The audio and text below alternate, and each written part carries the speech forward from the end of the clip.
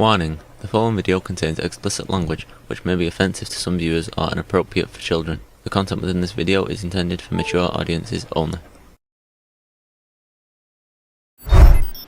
Are you ready?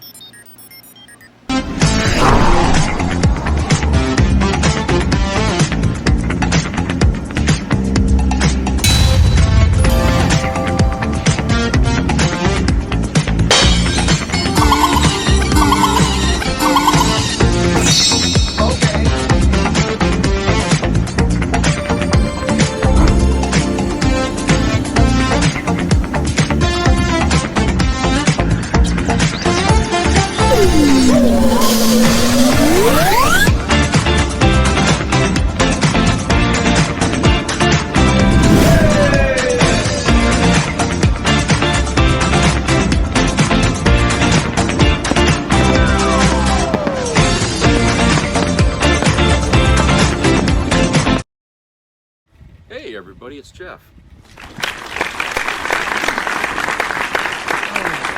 Nice to see everybody here. Oh, you know what? It's been a cloudy day here in Maine today, and the sun peaked out a little bit around 5:30, and now it's just because the days are shorter. Now it's getting dark, so doesn't really matter in the end. Smokey's getting a little bit better. She's using a litter box now, and now she's starting to get on my nerves by climbing into things. But I'm still trying to get VZ Vet there to give me a fucking target date here for the operation. They haven't even gotten back to me all day. Okay, they have the information from the Brewer emergency vet. I saw it. I went over there this morning, and it's in their computers. But they said they'd call me whenever they had a free chance. So I was there, and they said, well, the doctor's in surgery right now, can't get to you. It's like, well, Christ, you know, how long is the surgery? What are they doing, operating on an elephant? Christ, I mean, that's like, that was like 10:30 this morning, and all day, no return call. So I'm going over there again. They're closed now, and I'm gonna have to go over there again. And I guess. You know, because when you're in person, they can't just, you know, hang up on you, right? Anyway, hey. All right. So the debate, vice president debate. I didn't see it last night. I watched parts of it online today because last night I was busy watching the cat and, you know, and watching other things. I didn't really feel at the time watching that, but I did later today when I was waiting for the goddamn clinic there to call. So I figured that was a time to watch, so I did.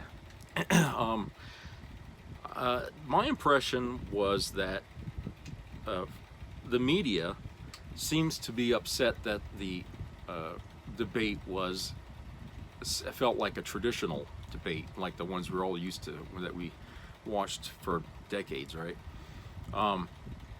When the media says it, it sounds like, oh, it was just a traditional debate, you know, like it was a disappointment because it wasn't mudslinging like it was with Trump and Kamala, right? Although Trump was doing a lot of the slinging, right? No, JD Vance and Chris Walls put on a traditional debate where, you know, there was discussion of topics and you know, ideals and things like that, and for 90 minutes it kind of went along that way.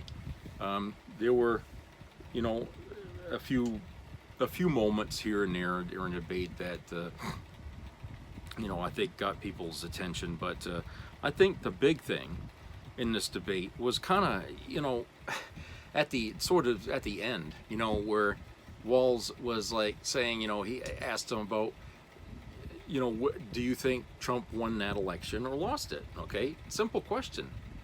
And Vance wouldn't even answer that. He's like, oh, you know, that's a, you know, different. And then he brings up Kamala, you know, and that was the other part of that debate that was getting on my nerves, was the fact that he kept saying Kamala this, Kamala that, Kamala, Kamala, Kamala. Everything's all about her. And I was thinking, you know, since I was old enough to watch Sesame Street, I remember these little breaks that used to come on during Saturday morning cartoons. Schoolhouse Rock. You remember that? Okay? They would explain to kids about how a bill becomes a law, okay? And they would talk a little bit about civics and stuff like that. That was drilled into our heads at such a young age. And then you get that in school, right? About civics. Now, if anyone that's in my generation was watching that debate last night, the first thing that's going to come into their mind is she was only the vice president. She has no executive power. To bitch, to accuse her of things that were being done under Joe Biden, okay, he was the president. Instead of attacking him for it, they're attacking her for it, like she was the president. Well, she wasn't. Okay, now here's the thing. Biden ain't running, okay, which is what pissed off MAGA, because they had spent a whole list of things. They spun a whole web of lies that they were going to hurl at Biden while he was running for president, okay? Well, now that he ain't running, they've been spending all this time trying to figure out how they can lump all this on Kamala. Well, it's like, well, you know what? Unless you're stupid, you'll believe it. But, most Americans are not that dumb. I mean, the first thing that's going to come up as a roadblock to their tirade over her is the fact that she is the vice president, not the president. Okay? She doesn't have executive powers to do the things they're accusing her of doing. Okay? And making up these false reasons why they think Biden failed as president, and now they're saying, oh, she failed, as vice president. It's like, hey, come on. When Bill Clinton was president, they were always after Bill Clinton, right? Do you remember when they ever went after Al Gore? Okay? The only time they went after him was when he was running for president. If Republicans had, or MAGA, had any issue with Kamala Harris while she was vice president, how come they ain't said nothing in all that time? It's because she wasn't the president. That's the reason why. They always went after Biden and his son and whatever else was linked to him. They didn't go after Kamala. In fact, remember, I bitched a few times on this show here, maybe a year or so ago, about how Kamala is like never seen, never heard. A lot of times Biden was trying to sell, try to push something into fruition, which I thought, maybe Kamala ought to get out there and sort of get a grassroots movement to get behind Joe to get things going, factories and stuff like that, which he did. But I thought, maybe she ought to help, and do something. But she was never around. And MAGA never said anything about her at that time. Her, and the media really never paid any attention to her while she was vice president. But now that Biden is out and she is in, they don't even talk about Biden. But they're all about her. And they're taking all the the tomatoes and eggs and stuff that were throwing at him. Now they're going to throw it at her, which was all, And it's like, you guys, it looks stupid because you're blaming her for things that she had absolutely no hand in. Okay? Nothing. And even though the things that they're saying that happened that were so bad in the Biden, they never happened. Okay? They're making shit up. But they're throwing it at her. Okay? Like she's Biden. Okay, you see, that's how I know that they're really, after what, 2 months, two and a half months, they're still off balance. They still don't know where to find their footing with her. Okay, and so in the debate last night, where you listen to JD Vance sit there and talk about, Kamala,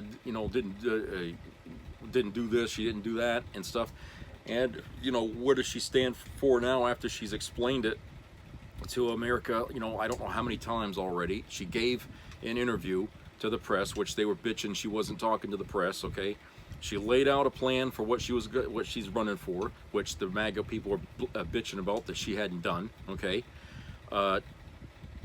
and they just keep moving the goalposts all the time with her. And she keeps meeting it, but it's like, you guys are still bitching. And she's doing everything you said. You first say, oh, she's not going to debate Trump, and then she does. Okay? And it's like, you know, you guys, they'd never be satisfied with what she does anyway, or what she stands for. They're always going to find something wrong with it. And JD Vance was doing exactly that thing last night. Okay? Didn't matter about anything that she did or didn't do. His object up there was to be a mouthpiece for Trump, which is what he was doing all night. Okay? He was up there just basically being an empty suit. You know, insert Trump. He was just a shell up there, you know, spewing the same crap that Trump's been talking about, but in a more civilized tone. Okay? But Waltz wasn't buying it. I mean, he challenged him right there and then. You know, do you think he won or lost? And he wouldn't answer it. So that tells you right there, he won't say anything that Trump won't let him say. And that tells you another thing, too, that if Trump, for some reason or other, wants to cheat or something like that in an election or something, unlike Mike Pence, JD Vance would be right there to do it for the right price. Okay? Which means he's even weaker than Pence was. Okay? And it only goes back to the point where had Trump said that, you know, these races are about the people running for president, never the vice president. So in his mind, JD Vance is just wallpaper, you know, that stands behind him when he does anything. He doesn't care about Vance. Why would he? I mean, Vance spent all last year, you know, bitching about Trump, saying how crazy he was, and, you know, the guy's a fucking dictator and all. I mean, he was saying some pretty nasty shit, which is why MAGA was not that pleased at all that he picked this guy. But Trump wanted somebody he could control. That's the reason why he picked him, because he knew Vance had a price. And so Vance is a yes man. That's what he is. He won't stand up to Trump. Now, there's this article here from the Los Angeles Times I want to read you. Published, what's today? Okay, this was published yesterday by Stephen Battaglio. Stephen Battaglio. Hey. Where's this? Okay. It says CBS News says Trump is dropping out of 60 Minutes interview after accepting invitation. So he's still doing that shit because MAGA's controlling him. I mean, the campaign is controlling him, I think. Former President Trump is pulling out of a planned interview with CBS News magazine program 60 Minutes. CBS planned to devote a full hour special on Monday to interviews both Trump and his opponent, Kamala Harris, but the network's news division announced Tuesday that Trump is no longer willing to participate.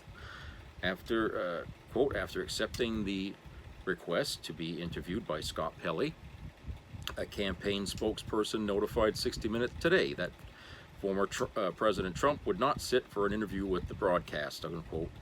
A network representative said in a statement. CBS News said the invitation to Trump still stands. Harris is scheduled to sit for an interview with 60 Minutes correspondent Bill Whitaker this week.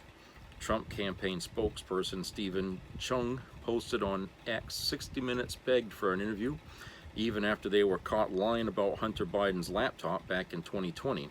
They were initial discussions, but nothing was ever scheduled or locked in. They also insisted on doing live fact-checking, which is unprecedented. If Trump does not change his mind again, Pelley will report on the candidate's decision not to appear during the telecast. 60 Minutes is the most watched news program on TV and is often the most watched primetime show of the week outside of NFL football telecasts. The program has a long tradition of presenting a lengthy interview with the major party presidential candidates in the weeks before the election. Trump did appear with 60 Minutes correspondent Leslie Stahl during his 2020 campaign. Both candidates in the 2024 White House race have limited their interviews with most major media outlets. Smoke. Trump has appeared frequently on the conservative-leaning Fox News, but mostly with the network's commentators who support him. Harris last appeared with MSNBC host Stephanie Ruhle, who supports the vice president's candidacy. Her other national news interviews was with Dana Bash on CNN. So, again, I think this is still fallout from that debate that they had, Kamala and Trump. which he really bombed in, okay, and even the right wing admits that now, okay, and so they are just they know it's crunch time. They know he's fighting to get leads against Kamala in places, but you know, the more he tries to dodge these debates, the more people are getting the sense that, you know, he's really not fit to be president. They're seeing that now more, okay?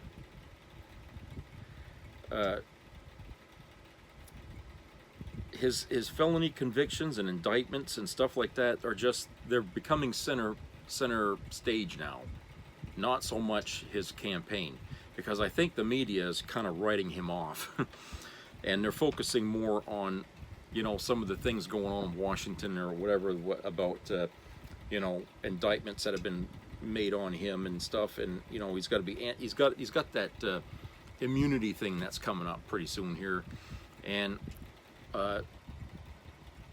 they're talking a lot about that. So I guess, you know, I think in a kind of a way, the media is like saying, you know, he's going to lose and this is going to be the topic going forward, and they're trying to get ahead of the ball here, I think, is what they're doing.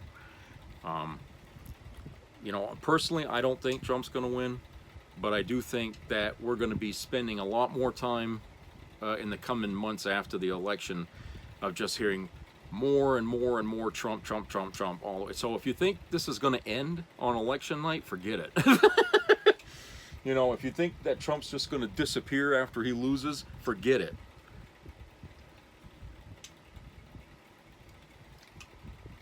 He ain't done yet, okay? And he's going to go down fighting to the last dollar that he has to his name. All right, that's his plan. He figures he's too old to have to face any really long-term prison sentences or anything like that, and he'll just do that. He'll just delay, and then when he's 6 feet under, they'll go after his family or something like that. I don't know, but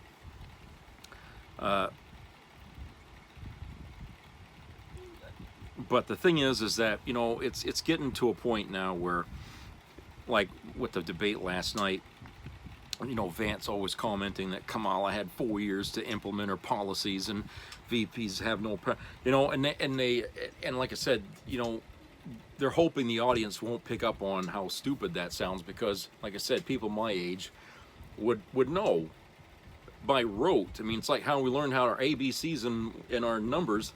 You know, we should also be aware of what a president can do, what a vice president can do, and what a president can't do, and what a vice president can't do. And a vice president can't do the same things a president can do, okay? It's laid out. If you don't understand what it is, just look it up, okay? You know, Civics 101, for Christ's sake. Everybody should understand that by now. And it's laughable that Vance doubled down on that shit last night, which is basically the rhetoric that's been coming out of the MAGA campaign, you know, to bash her about this and attack her on that, you know. And it's like, well, these are attacks you guys meant to use against Biden when he was running for president, but now it doesn't hold any water anymore, because you're attacking her for his issues you were going after with, and it don't connect because she was vice president, you know. You know, it's crazy how people can just fall for that malarkey, you know. I don't know. I guess it takes a community to have a brain to understand facts, or to bother to fact check and stuff, and you know, because we're going to have to do that now from now on as citizens. Now that we have the internet, whenever we watch these debates and stuff from now on, we're going to have to be right there on our keyboards and our computers, fact-checking everything that's being said as it's coming out, because we're not going to get all of it as they're debating, okay? What we got to do is say, okay, he said this, let's see if that's true. You know, he said this, let's check and see if that's true. You know, that's what we got to do as participants in our democracy.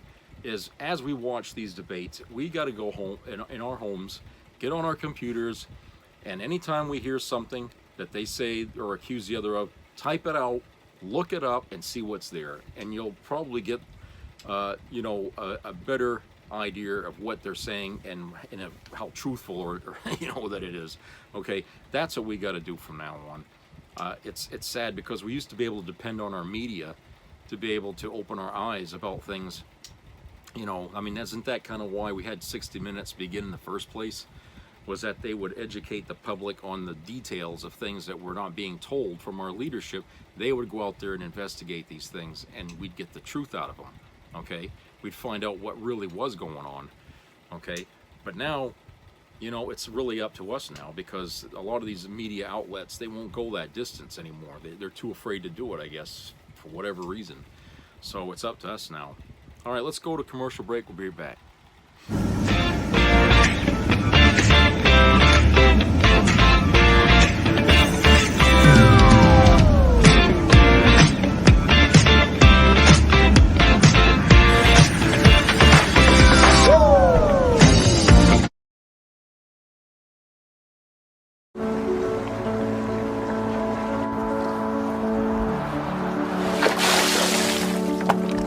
This is me.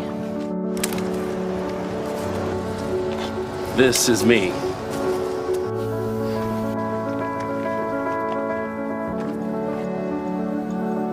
This is me!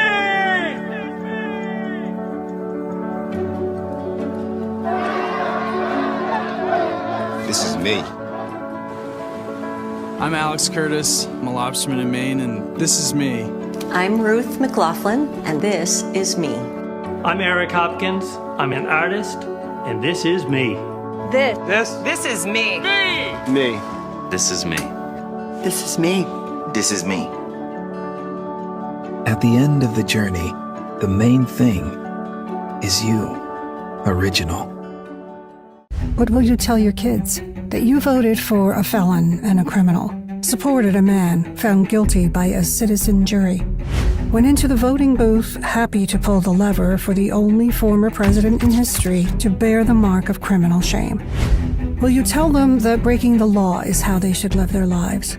That lying to their families about porn stars and hush money is how they should behave? Do you want your son to treat women like a man who was found to have committed sexual assault? Do you want your daughter to be a victim of a man like him? You going up the escalator? I'm going to be dating her in 10 years. Can you believe it? Hey, when you're a star, they let you do it. You can do anything. Whatever you want. Grab them by the... Will you tell them that he was honest, that he was a good man, Very fine people on both sides. that he treated people the way you've taught them? Like to punch him in the face, I'll tell you.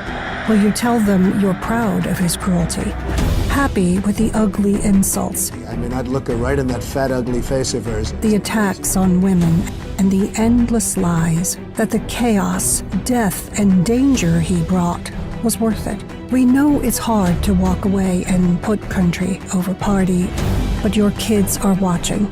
You're not just voting for your future, you're voting for theirs.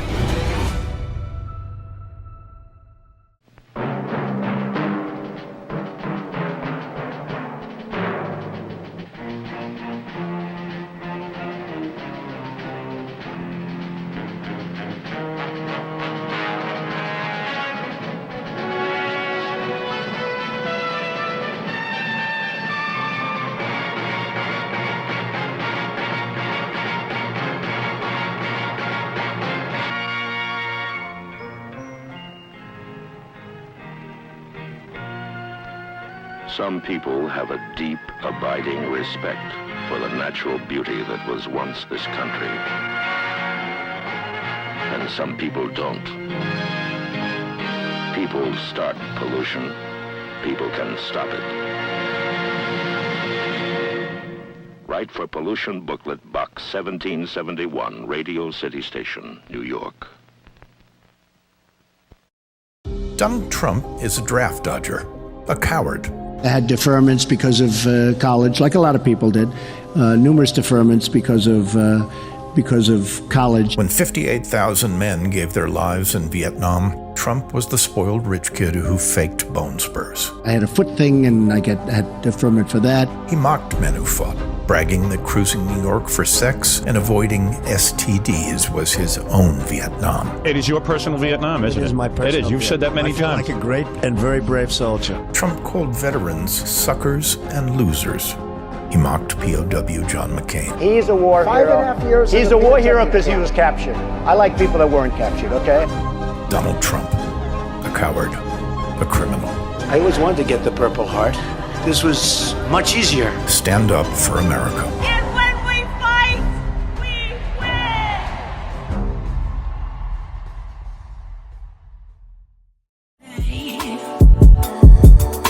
Yeah, yeah, baby. I feel my heart is so confused, my baby. Yeah, yeah, yeah, baby. Feel my heart is so confused, my baby.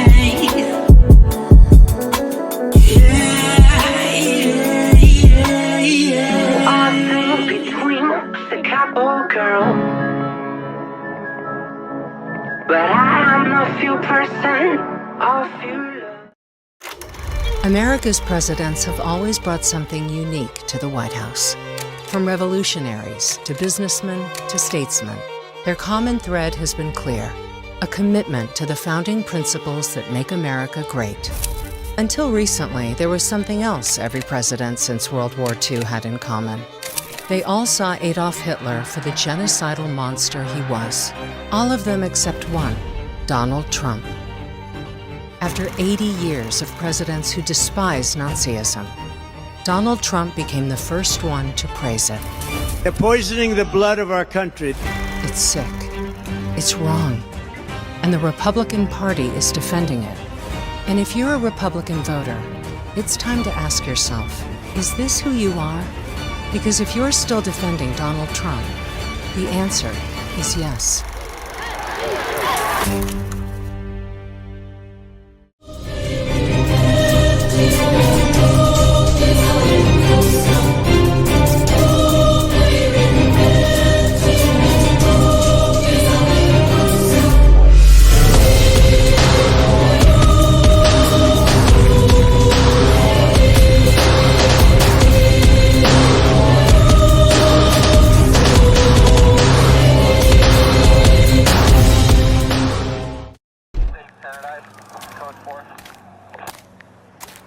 Driver's license, registration. Here you go, sir. How's your day going? That your daughter? Sure is. Abigail, right? How do you know her? Were you about 8 weeks pregnant? So you've been spotting recently. You've had any cramps or nausea? That's personal. You been taking your prenatal vitamins? Excuse me? Are you ticketing me for something? Where are you heading, Abigail? To go see my older sister, Natalie. Well, that's strange. This says here that Natalie's at a concert in Dallas. And your navigation is set to a women's health clinic in one of those abortion states. We have the right to travel. Not anymore. Step out of the car. Please, officer. Both of you out now.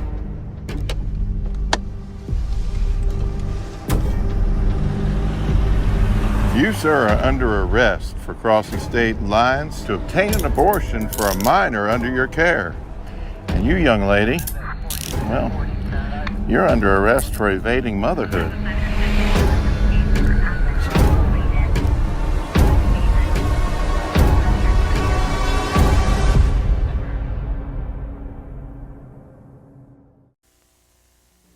Be a part of the entertainment value of a lifetime.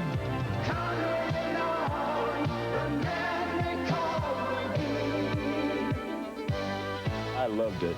It was the best performance I've seen in a lifetime. I loved the show. I liked it very much. He's a very entertaining man. It's well worth the money. Now appearing in Charlottetown, coming to Halifax November 6th to the 18th, and St. John November 20th through the 26th.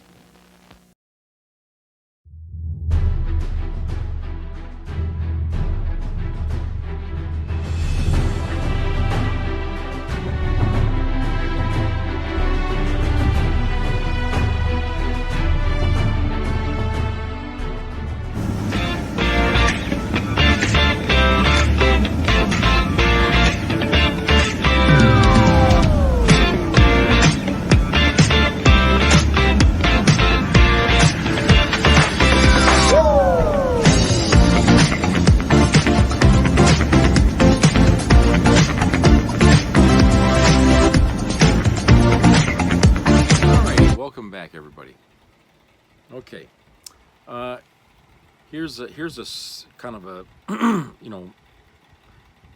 sad, I don't know if sad would be the right word, but it's kind of a troubling story, but it's a truism, I guess, that this would happen. And this article comes out in The Wrap, written by Sean Birch, okay, and it's entitled Trump Slump. Taylor Swift loses 2 million Spotify listeners after Kamala Harris's endorsement. Taylor Swift's streaming stats are down bad. Swift, since endorsing Democratic nominee Kamala Harris over Donald Trump for president, has lost more than 2 million Spotify listeners, according to data shared by Chartmetric, a music streaming analytics company.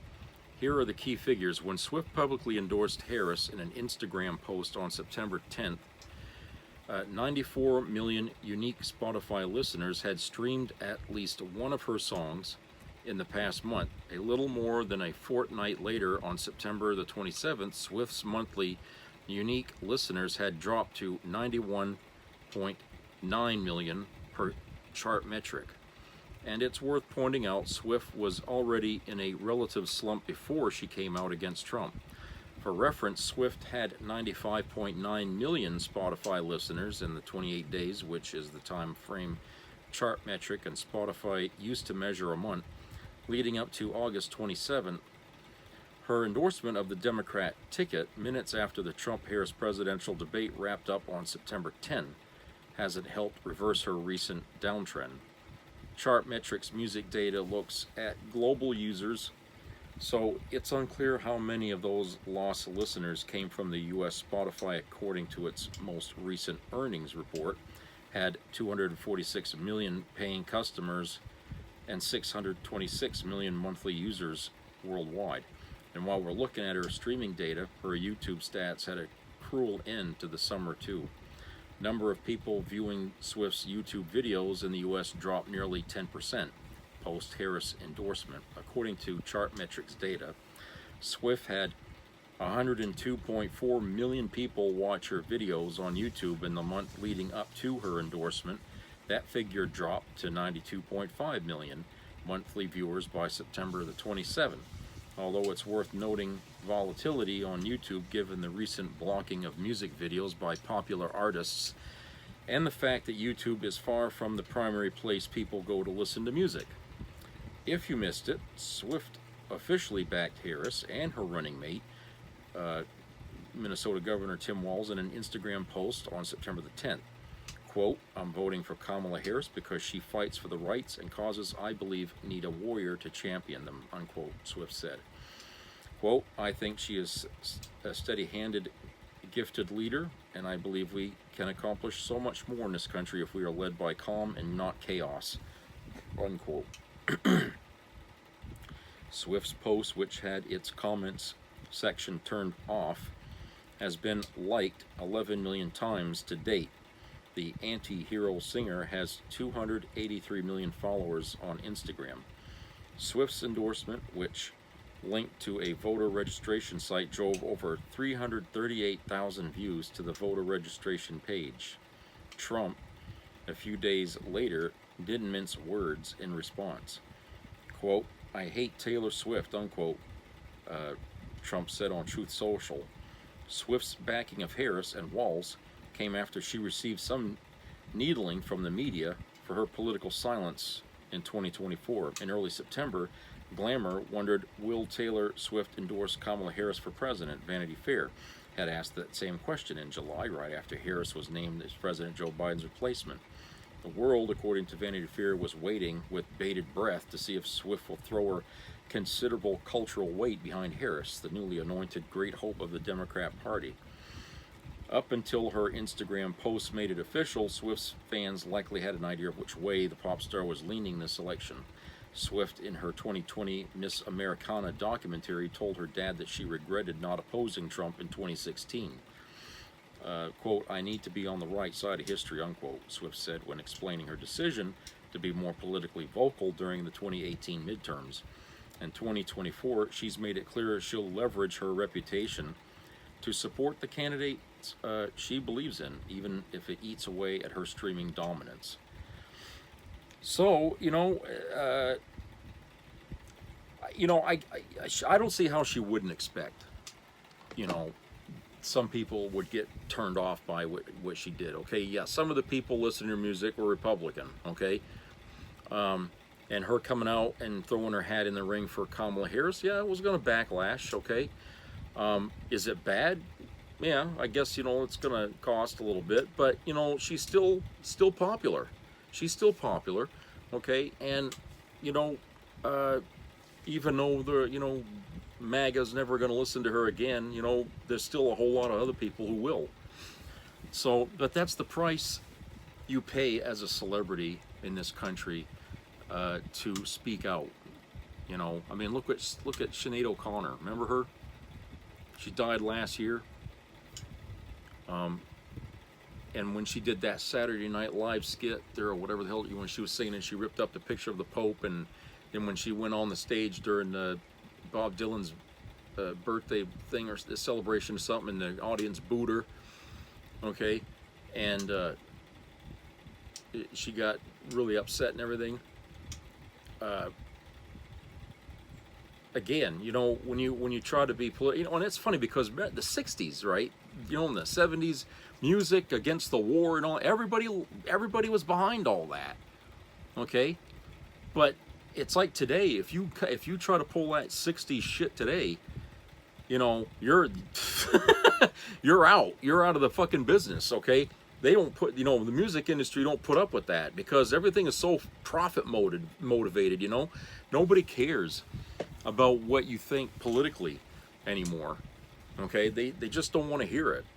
They want you to stay the hell out of it. And in some ways, yeah, I mean, I was mad at George Clooney and Stephen King, and Meathead and all them other people coming out against Biden because of the debate he had and how bad he looked, and I'm thinking, come on, guys. I mean, Jesus Christ. I mean, it's always Democrats that'll do shit like this to snatch defeat out of the jaws of victory, And so, I was mad at them, and I still am, okay?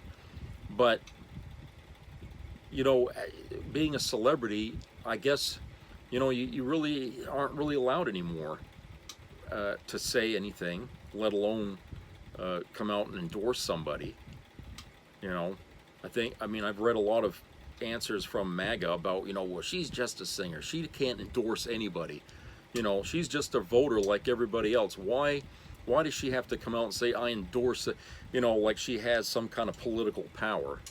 Well, okay, I could see that point of view. I mean, yeah, it does seem kind of arrogant to think that because you're a singer, an actor, or somebody that you have a press conference just to say, I endorse such and such.